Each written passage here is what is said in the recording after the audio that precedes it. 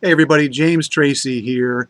I am presently putting together a piece for memoryholeblog.com dealing with the intricacies of public opinion in the United States as it relates to the Syrian conflict. There's reason for optimism because a good portion of the public, a majority of the public, do not want to have another war. We have Afghanistan, we have Iraq, there was Libya in 2011, and the U.S. people have had it. Now that is the good news. But when one looks more closely at some of the polling that has been done over the past couple of weeks, well, that in fact is the case. There's a poll that the New York Times did, and a story appeared in the New York Times September 10th. And while people do not want war, a lot of them don't actually understand what is going on in the Middle East. For example, a majority in this particular poll, New York Times, 75% believe that Bashar al-Assad's regime probably did use chemical weapons. 10% said that he likely did not, which is in fact the case, and another 15% had no opinion. So in other words, 9 out of 10 Americans have no idea, really, about the dynamics of what's going on over in Syria, how the U.S. government has been covertly involved in cultivating that mess over there that has, to a certain degree, destroyed the country.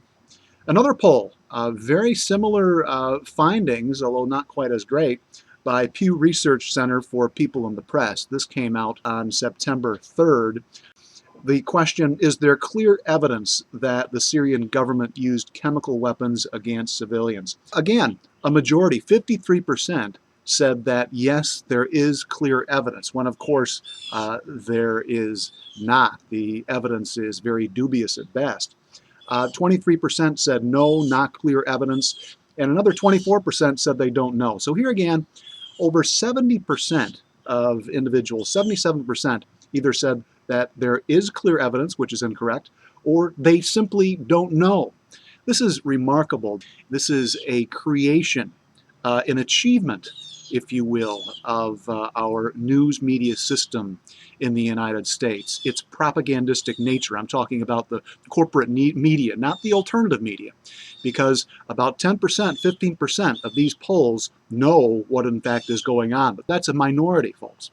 That is the real problem. Over 90 years ago, the political analyst and advisor to kings, Walter Lippmann, remarked that we rely to a large degree on the pictures in our heads. And of course, Edward Bernays came along around the same time and said the Public Relations Council, his stock in trade, is manipulating those impressions, those stereotypes that are cast against the wall in Plato's cave.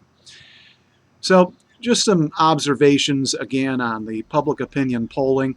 Perhaps we should be more reserved in our proclamations that the American people are waking up. I'm not saying that that might not in fact be the case.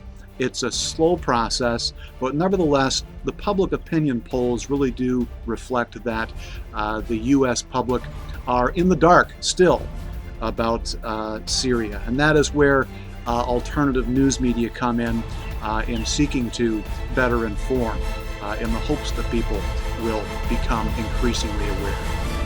This is James Tracy, memoryholeblog.com.